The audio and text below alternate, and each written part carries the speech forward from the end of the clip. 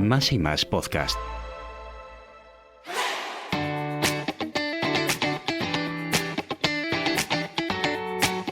Este episodio es posible gracias a Aquarius. Bienvenidos a Queremos Ayudarte, un podcast de supermercados Más y Más que nace con el objetivo de compartir el conocimiento de muchos que tenemos la suerte de que nos acompañen al otro lado del micro.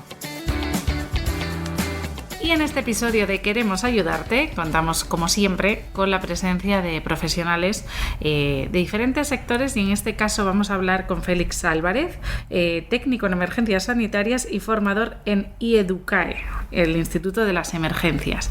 Siempre recurrimos, decimos, a gente que sabe mucho de su sector, y en este caso de un tema que por H o por B, por desgracia, en algunos momentos nos encontramos y no sabemos cómo actuar. Así que lo primero, Félix, muchísimas gracias por tu tiempo y por acompañarnos. Gracias a vosotros, un placer estar aquí y al lío. Pues vamos a por ello. Vamos a hablar de diferentes casos en los que nos podemos encontrar, pues desde cortes, un desmayo, cómo actuar ante una pérdida de conocimiento, atragantamientos, quemaduras, que creo que hay muchos mitos y verdades, ¿no?, que te has ido encontrando a lo largo de tu profesión. Efectivamente. Así que vamos a por ellos. ¿Qué tenemos que hacer, por ejemplo, en caso de un corte? Vale, en caso de un corte, lo que deberíamos hacer lo primero es intentar localizar el elemento que ha producido ese corte para no cortar más a esa víctima o cortarnos nosotros, y tratar de contener esa hemorragia o esa herida. Lo primero, cubrirla con un apósito lo más limpio posible y tratar de comprimir y ver si se detiene esa hemorragia. En caso de que no se detenga o ese elemento que estamos comprimiendo se llene de sangre, añadiríamos otro encima. Nunca retiramos ese primer elemento que ponemos taponando esa herida.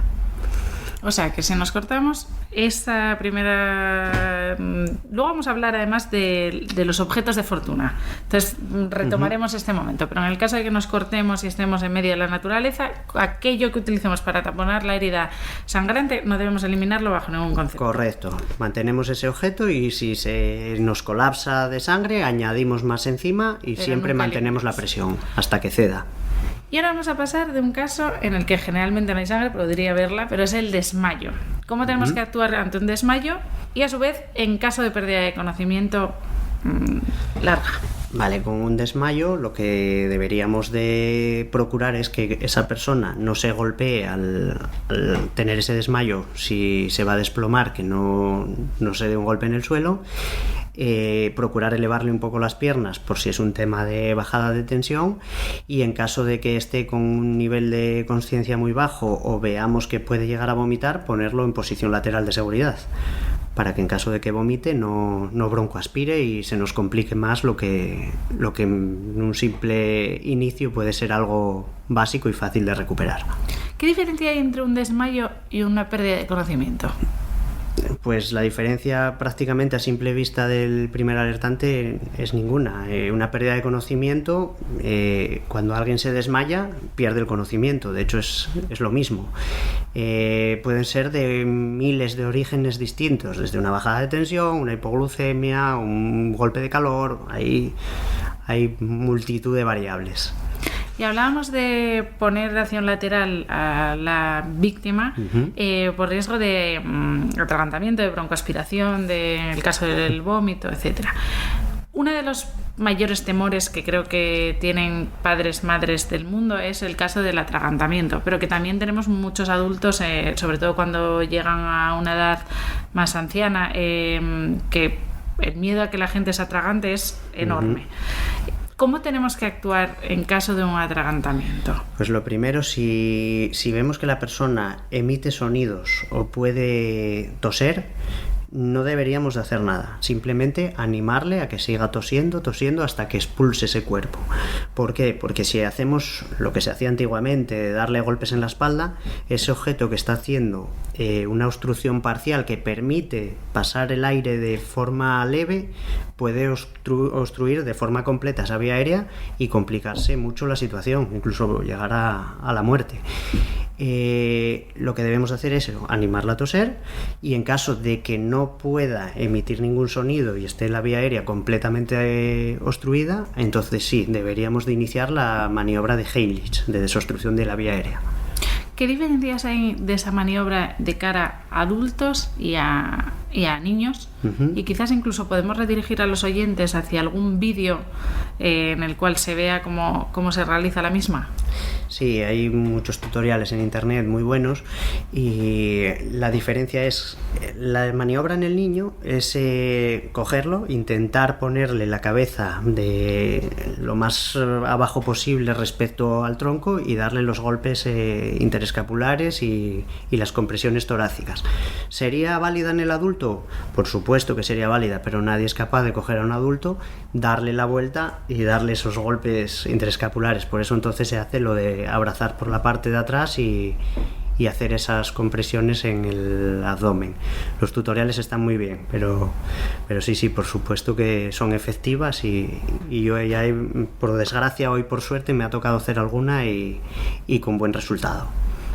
Se pueden salvar vidas sabiendo hacer la maniobra. Perfectamente. Y que creo que además es muy necesario que se realice, porque todavía a día de hoy no está extendido, y mucha gente, entre las que me incluyo, sé porque me lo han explicado un par de ocasiones, pero no tendría la seguridad de hacerlo y decir plenamente, ok, lo estoy haciendo bien. Tendremos la oportunidad, y a los oyentes que escuchen el episodio el día de emisión, el 28 de marzo de 2024, realizarán en el espacio 360 en Parque Principado, nuestro supermercado Más y Más, un taller demostrativo en el que podremos ver con un maniquí cómo se realiza esta maniobra. Exacto, pues sí, es algo que en casos en situaciones de estrés y demás, yo creo que hay gente que se llega a bloquear, y hay gente que pierde ese miedo y luego no sabe ni siquiera cómo lo ha hecho, pero el resultado siempre suele ser satisfactorio. Hablamos ya del caso del atragantamiento. Otro miedo que hay, que más que menos en los hogares se ha quemado alguna vez.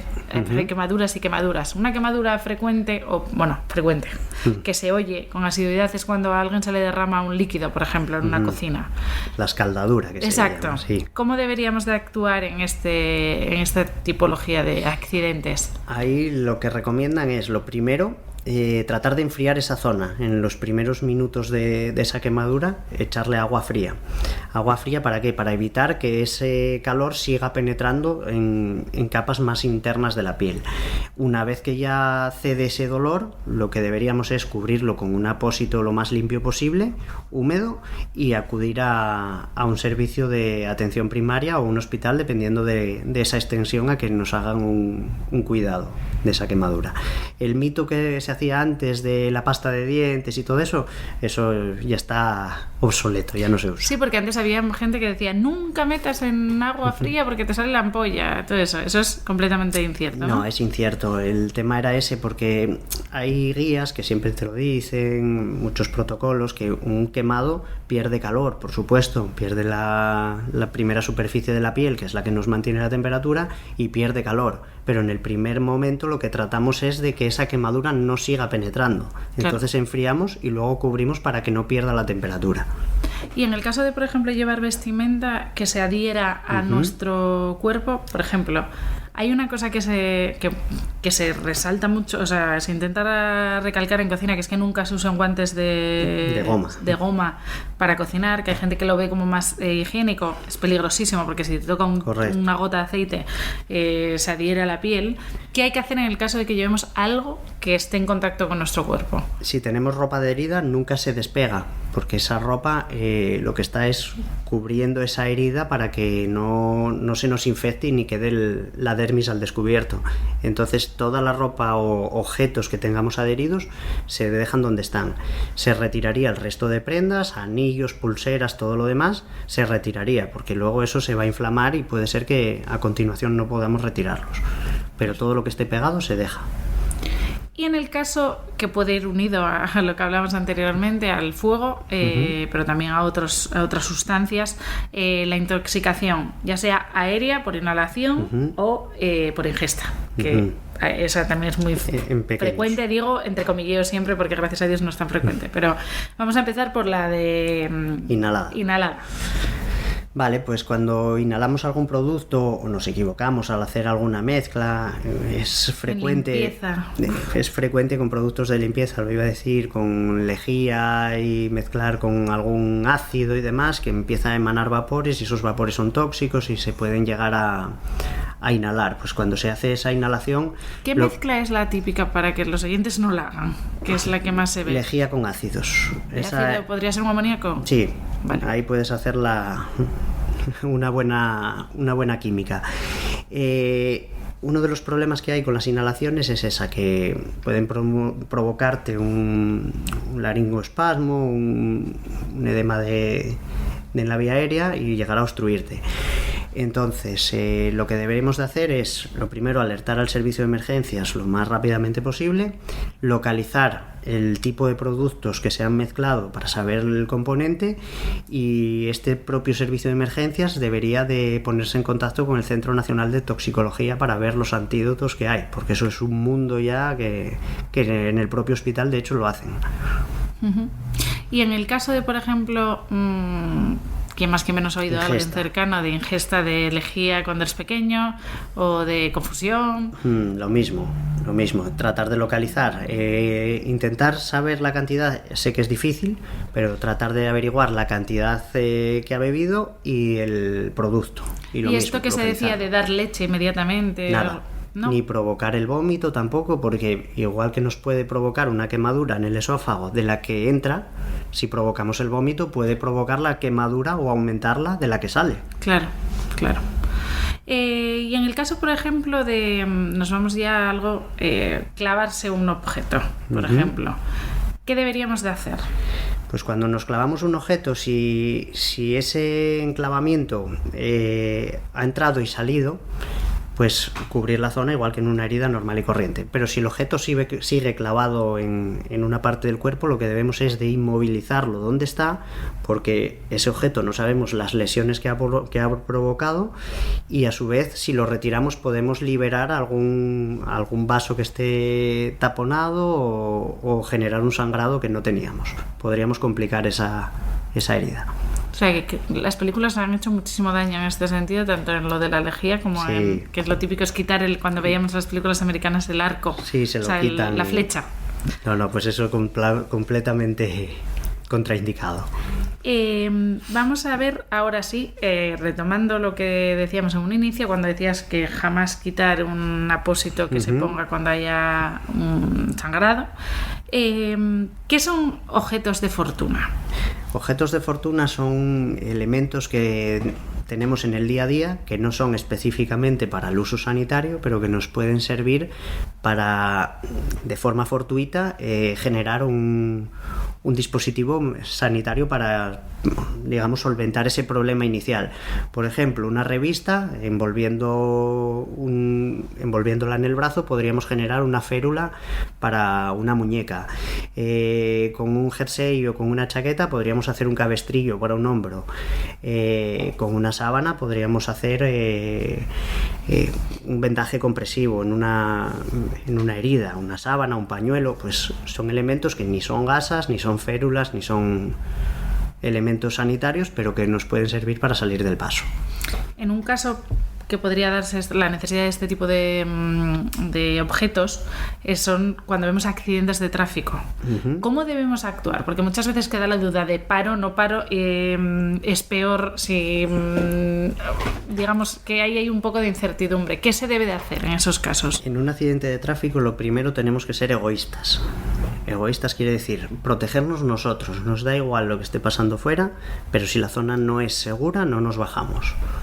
Tiene que saber que está el tráfico detenido, que no hay peligro de atropello, de sobreaccidente, por qué se produjo ese accidente, si era porque ahí entras en un mundo bastante extenso, si es por riesgo de baja visibilidad, si es por riesgo de que había algo deslizante en la calzada, pues todos esos elementos, saber por qué se produjo y ver si la zona es segura. Una vez que la zona es segura, entonces sí, entraríamos a valorar esos accidentados, cómo están, y llamar al servicio de emergencias lo antes posible. Eso es un tema también que tenemos encima de la mesa, que es cómo dar información a los servicios de emergencia, que entiendo que es una gran problemática muchas veces por los nervios, por el desconocimiento. No sabemos dar la información de la ubicación y eso dificulta el acceso a las ambulancias.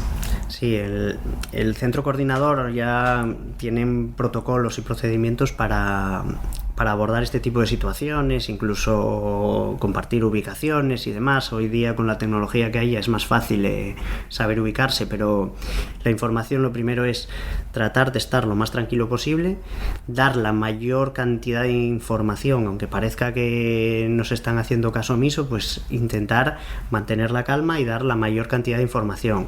Cuántos implicados hay, en qué estado están, si hay algún riesgo asociado, tipo un transporte de mercancías peligrosas, baja visibilidad, hielo, lo que sea.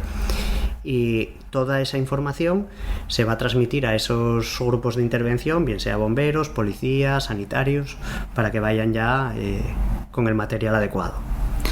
Y por último, un tema que cada vez está más en auge y cada vez se ve más en gente joven, que son los ictus. ¿Cómo se pueden reconocer y cómo tenemos que actuar? El ictus, sí, son enfermedades cardiovasculares, cada vez los hay, sí, tienes razón que cada vez son gente más joven. Se identifican, pues, una cosa que es bastante importante y no se valora lo suficiente, es saber el inicio de los síntomas, para saber el tiempo. Depende del tiempo que lleve, se va a hacer una técnica u otra en el hospital. Entonces, si valoramos el inicio en el que empezaron esos síntomas, los tratamientos que tiene, la edad, toda esa información, porque una vez que lleguen los servicios de emergencia puede ser que ese paciente ya no esté consciente. Si no está consciente, esa información se pierde en el tiempo. Entonces, importante valorar eso. ¿Cómo sabemos si es un ictus o no? Pierde la fuerza en una parte del cuerpo, no mueve un brazo, no mueve una pierna, tiene la boca torcida, habla con dificultad. Esa es la sintomatología del ictus que suele ser más visible. Pero bueno, eso ya, según las preguntas que va haciendo el centro coordinador, ya se orientan a ello. Y por último, porque seguro que más de un oyente le han entrado dudas al respecto, y este tipo de formación, ¿a quién está destinada? O sea, la información que hacéis en el IEDUCAE. Pues nosotros hacemos formación desde el primer interviniente a cualquier tipo de trabajador, de persona, de usuario de la calle, incluso a los propios estudiantes en colegios, desde infantil hasta bachiller, y después ya los ciclos de grado medio de formación de técnico en emergencias sanitarias, que son los futuros profesionales que van a ir en las ambulancias que nos van a asistir. ¿Crees que está haciendo un buen apoyo a nivel institucional de este tipo de formación? Creo que sí y no. Me explico. Apoyo institucional tenemos. Lo que pasa es que nosotros como profesionales siempre vemos que nunca es suficiente, que debería ser una asignatura en los colegios, debería de ser obligatorio en los centros de trabajo, debería de haber más desfibriladores, más gente formada en primeros auxilios, en RCP, pero bueno, es algo que poco a poco se va consiguiendo. Mira, tocaste un tema que es el de desfibrilador, que muchas veces está, pero nadie sabe usarlo. Entonces, ¿cómo se debe actuar con eso si no hay ningún sanitario en ese momento en un centro? Pues perder el miedo al aparato, y el aparato lo maneja cualquiera. Si hoy día manejamos teléfonos con aplicaciones y tecnología que no nos lo habíamos imaginado hace 15 años, el desfibrilador son 2 botones. Eso no tiene margen de error. Ponerlo y seguir las instrucciones de lo que nos diga. ¿Se pueden salvar vidas? Muchísimas. Cualquier persona con desfibrilador. Y aumenta las posibilidades de una forma exponencial, pero brutal. Pues muchísimas gracias, Félix, por acompañarnos en este episodio de Queremos Ayudarte, que hoy más que nunca el nombre del podcast cobra sentido. Animamos a los oyentes que, como decíamos, estén escuchándolo en fecha de emisión, que os acompañen el 28 de marzo de 2024 en este taller demostrativo en el Espacio 360, en Supermercados Más y Más de Parque Principado. Y les redirigimos a vuestra página web, que si quieres puedes decírnosla, la dejaremos en la caja de descripción. Sí, la página web es fundaciontsa.org y también en la propia del instituto, que es ieducae.es. Perfecto, Félix. Pues reiteramos nuestras gracias y lo dicho, aquí tenéis vuestra casa para cualquier información que pueda mejorar la salud o el día a día de nuestros oyentes. Pues muchísimas gracias a vosotros y el placer ha sido nuestro. Este episodio ha sido posible gracias a Aquarius.